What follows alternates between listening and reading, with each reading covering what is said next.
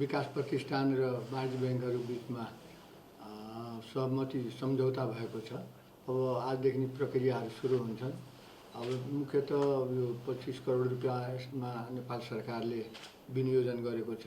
यसको लागि ऋण दिने 3% ब्याजमा ऋण दिने हो र अब 3 किस्तामा 5, 15 र 25 गरेर 3 किस्तामा चाहिँ ऋण दिने हो र यो एकदम ट्रान्सपेरेन्ट रहन्छ र मैले आज त्यो पनि भनेको छु। एकदम ट्रान्सपेरेन्ट हिसाबले चाहिँ ऋण प्रवाह होस्, डुब्ने खाले प्रोजेक्टहरू राम्रा हुन्, राम्रा गर्न सक्ने मान्छेहरूले चाहिँ यो